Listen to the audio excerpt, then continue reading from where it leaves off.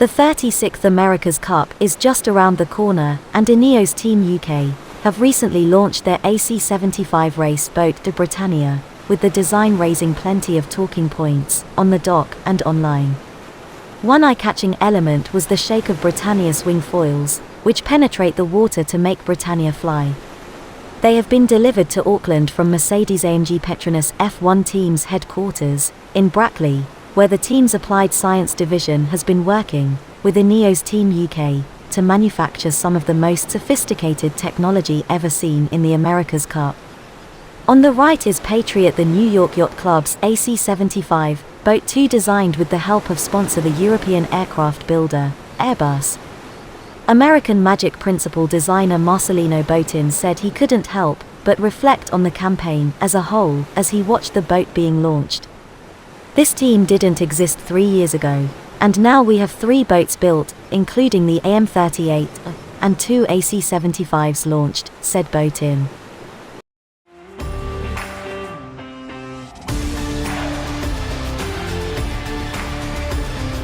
This is the World on Water Sailing News, October 30, 2020. Emirates Team New Zealand have a copyright on the America's Cup foils, but as Tom Ehman of Sailing Illustrated describes, a Brazilian boat builder claims his patent has been compromised. The Bermuda Gold Cup is on, and we have days 1 and 2 of their top match racing. Sydney Harbour was wet and windy for race 3 of the 18-footers Spring Championships. Giovanni Soldini of Maserati was line honours winner of the Rolex Middle Sea Race, while last year's handicap winners backed up to do it again.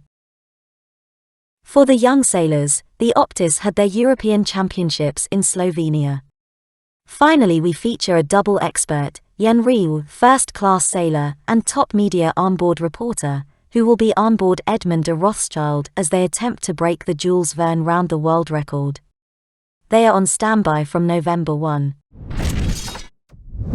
More controversy for the 36th America's Cup. A Brazilian has claimed a patent on the foils setup. Tom Ehman of Sailing Illustrated explains. Yesterday, an article in the esteemed Brazilian publication by a guy called Gilberto Ungarati. What a great name. Great name. With the headline, "Exclusive Brazilian Manuel Chaves from MCP Yachts will go to court for rights to hydrofoils for America's Cup 2021 yachts."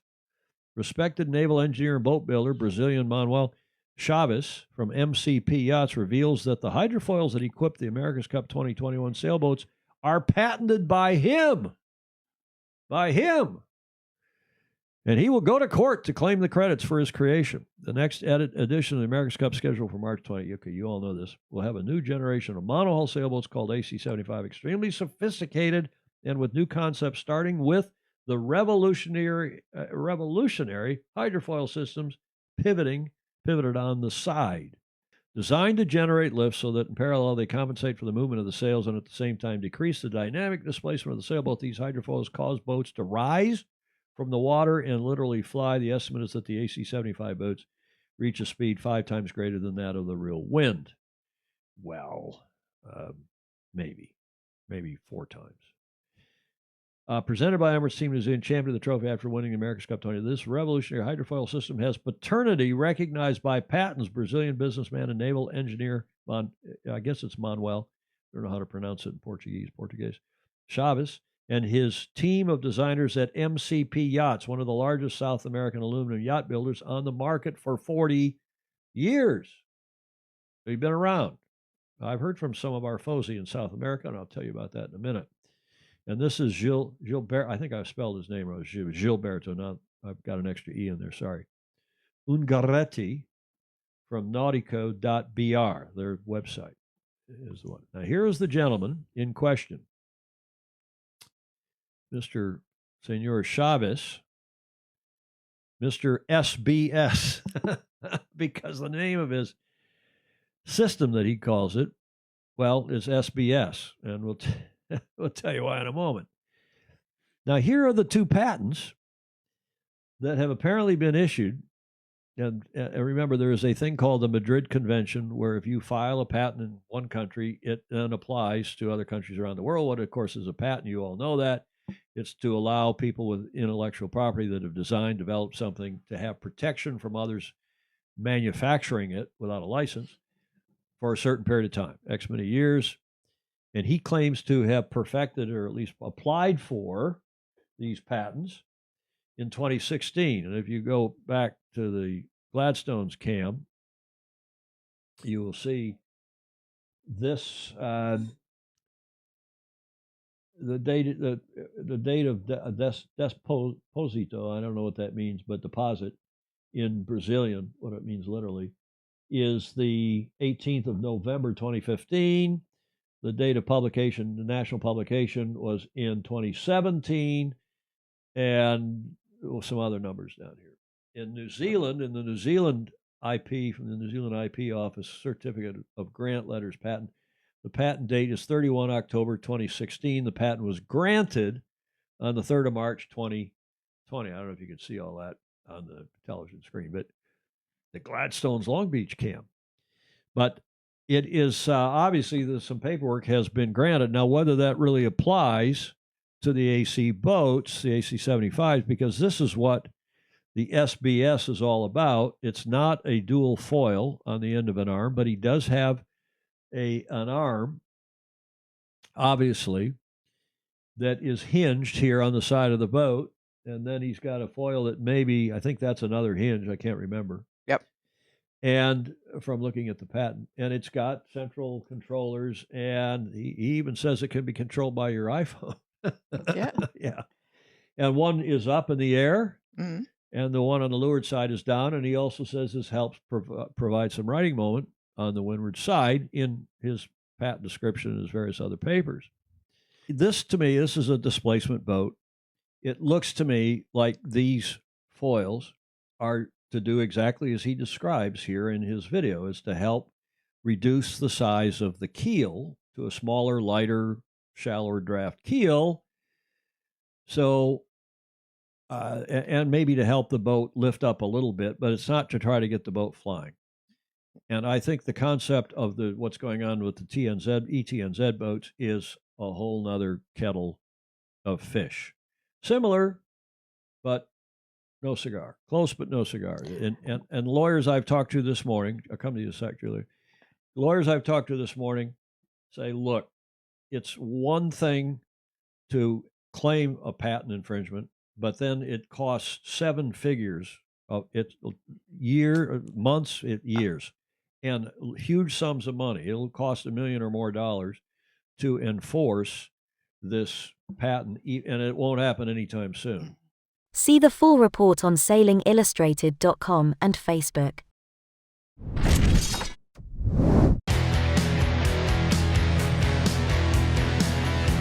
So this second session we had 3 races. We won 2, lost 1, and crucially we lost to Ian Williams, who also finished with the same scorecard as us, 6-1 after the round robin. So Ian Williams gets us on countback, and we finish second in our group. We're happy that we're through to the quarterfinals. This format is that 3 teams advance of each group, and then the remaining teams do a repechage.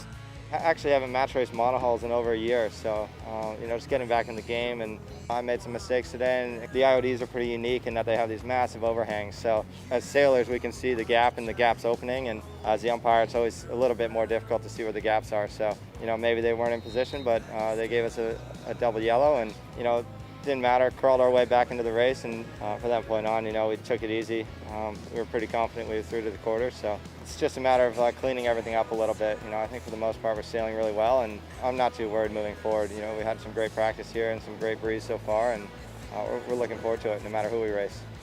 We weren't sure what the standings were. We really weren't paying attention to it. We were just trying to make sure we were in that top 3, and Phil's the reigning world champion, and I've never not had an exciting match with him. We were able to get a really good set, and these boats, they just carry so much momentum, and you need a lot of room to be able to complete a jibe. And so we were able to hook in, and we rode his wake off the transom, and when we were ready, we got in on the wave and surfed up and kind of gave him a little flick. He went high, and we just peeled out from there. He did a nice job to keep it close enough and get back in the game, and managed to take us down. So Good lessons is the positive side of it. We learned some pretty tough ones there, and to be in the quarters is good. It's going to be tough from here on in, and yeah, we'll be ready to fight.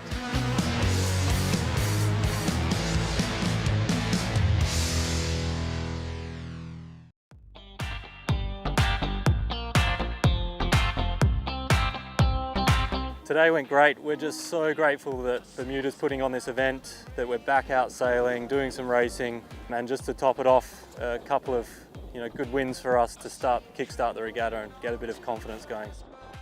With the southerly here, it's very shifty. It started a bit stronger with the obviously the big thunderstorm we had when we changed on the boats, and then steadily died through the day, and I guess got even more tricky. I guess we were sailing in something between 7 and 15 knots most of the day, probably shifting 30 or 40 degrees, so not entirely straightforward. We won 4, didn't lose any today. We were behind Lance. We were over the start early in one of the races, Lance Fraser, one of the local Canadian guys, and we managed to claw back, and we also managed to beat Taylor Canfield, who surprisingly is putting some America's Cup campaign on hold to be here. So we're happy to take down a strong team like them. Just happy to be out racing. It's been a long time since we've done any match racing and any monohull sailing as well. So for me to get out and get a few wins, really happy. I'm not sure whether he didn't spot us or whether he wasn't sure about the rules, but either way, it was pretty clearly windward lured there, and that was a penalty on us. And then I think after he got the first penalty, maybe he got a little flustered because we managed to do the same again. So 2 penalties for windward lured makes it a bit easier for us for the rest of the race, and we're happy to get the win.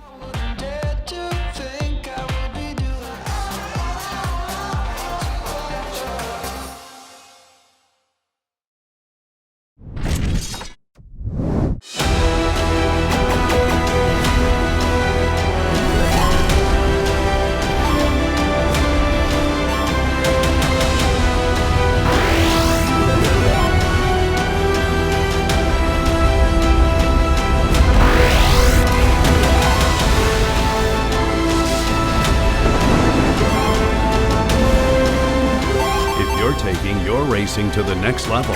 Make sure your insurance is up to the challenge. Pantanius Professional Race Cover.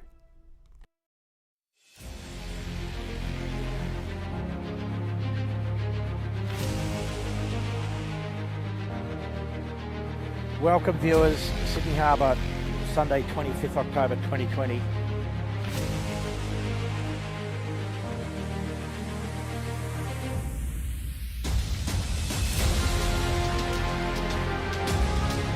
Winning group on screen there, just tacking.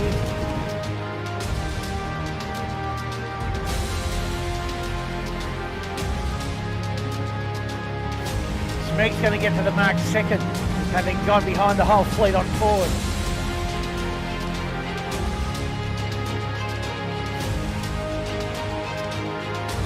Look at that, we got the drone up. Well done, Jono.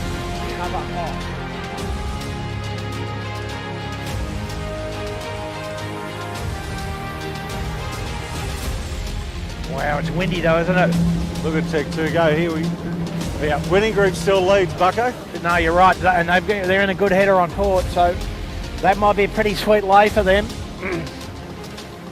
Wow, this is quick, isn't it?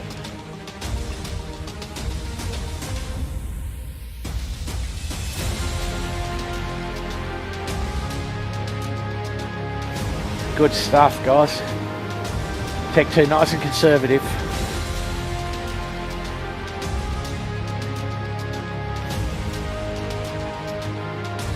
Is actually going on inside these boats. It's not just sitting on the side with a beer in hand sort of day, is it, Bucko?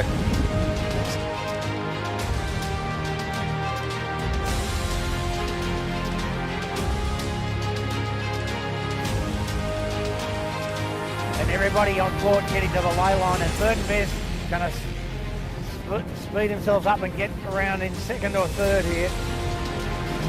Puff just up around 20 knots, 22 knots at the mark.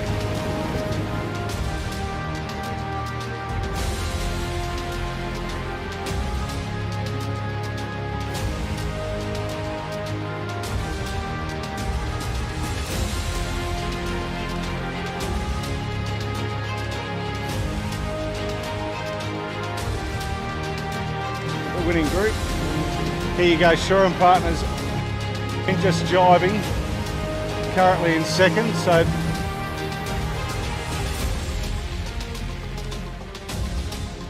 in the we're at tide. the mark. In the tide. In the tide. Aaron's in trouble too. Too much bang on, too much bait on, he's going to hit the mark. No, he got around it. Got around it. Wow. They just had a problem, Bucko, with their jib. Bucko. Yep.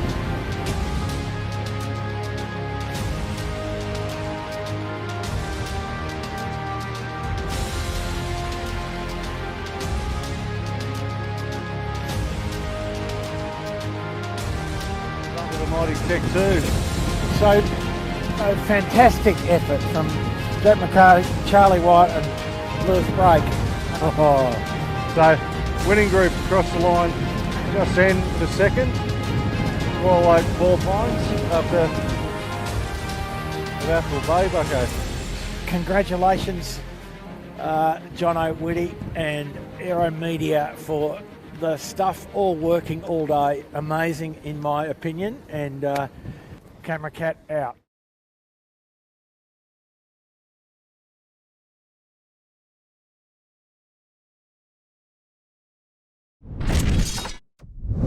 The Rolex Middle Sea Race always demands the highest standards in sailors of all generations, both professional and Corinthian. This year, the 41st edition demonstrated profoundly the human endeavor required to succeed. Great resilience was shown by all involved. Supported by Rolex since 2002, the organizers, the Royal Malta Yacht Club, worked tirelessly to ensure a safe competition in the context of a global pandemic. The participants exhibited dedication and passion just to make the start line, and then, on the water, provided thrilling competition, which ended with last year's overall race winner claiming a monumental back-to-back success. For understandable reasons, the number of entrants for the 2020 Rolex Middle Sea Race fell short of the record-breaking entries of recent editions. Sì, è stata una regata molto combattuta, anche molto bella in realtà da fare, soprattutto per come è finita, diciamo. Direi che sì, la prima parte fino allo stretto è stata difficile per noi, poi siamo riusciti a riprenderci e da lì in poi è stato un match race veramente a vista, sempre in controllo e super combattuto, e alla fine insomma siamo riusciti a metterli dietro, ma non è stato facile. Del resto si sapeva che lo skipper e l'equipaggio del nostro avversario era molto forte, per cui lo incontriamo spesso, lo conosciamo molto bene, insomma onore a lui, perché ci ha fatto veramente vedere i sorci verdi.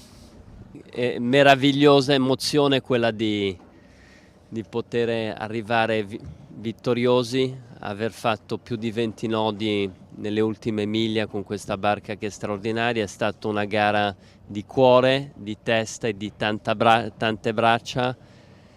Abbiamo avuto dei concorrenti fortissimi e essere sempre stati uno dietro l'altro durante tutto questo periodo dà una soddisfazione ancora maggiore di essere riusciti ad arrivare primi. Beh, certo, Maserati comunque è una barca sempre in evoluzione, abbiamo appunto un sacco di lavoro per fare evolvere, diciamo, il modo volante della barca, però anche in versione mod è una barca super interessante, super divertente, e questa regata contro Brian, che alla fine è sempre il nostro nemico, perché è uno che è sempre su tutti i mod di tutto il mondo, lo troviamo ogni volta sulle barche americane, su Argo, su Fedo, su Love for Water, cioè ogni volta che facciamo una regata, non importa dove nel mondo, c'è Brian. E Brian è un osso duro, perché conosce molto bene la barca e non è facile metterlo dietro. Ogni tanto ci riusciamo, ci siamo riusciti contro Argola 600, ci siamo riusciti qua il primo anno perché hanno sbagliato Isola, però questa volta non ce n'è, questa volta l'abbiamo battuto e siamo super contenti. Beh, direi proprio di sì, l'equipaggio farà la differenza soprattutto su barche così complesse e moderne, performanti. Basta vedere appunto l'85 piedi che alla Cape Tour con Brian a bordo è riuscito a batterci. Qua si è preso 100 miglia di distacco e questo fa capire tante cose. Sono stati giorni intensi, sono giorni duri, però belli, e quando uno ha la fortuna di avere una sfida come quella che abbiamo avuto in questa meravigliosa regata che è la Middle Sea Race, è una bellissima opportunità. Siamo stati in testa, siamo stati dietro e alla fine siamo arrivati primi. After only 4 months of preparation, and with all the health protocols to follow and safety measures to comply with, the Patriot Sailing Club in Portoro, Slovenia, successfully brought the 2020 Optimist European Championships to the end. The event was a huge challenge for everyone, for the organizer for sure, but also for the teams, who had to travel in these uncertain times, for the young sailors, who showed an immense maturity by complying with all the safety measures. I primi 3 giorni a Porto Rossi sono stati molto impegnativi e l'ultimo ancora di più perché c'era pochissimo vento, siccome io sono molto pesante e andavo meno degli altri. È stata una settimana difficile dal punto di vista tattico in tutti i giorni.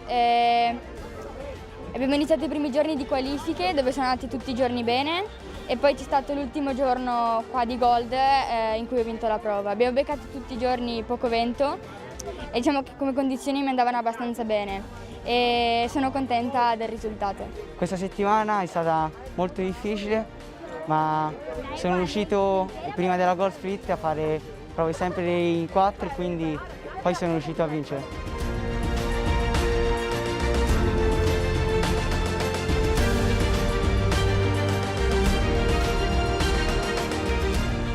Una classe che ha tanti bambini con cui praticano l'Optimist e sì, insomma c'è molta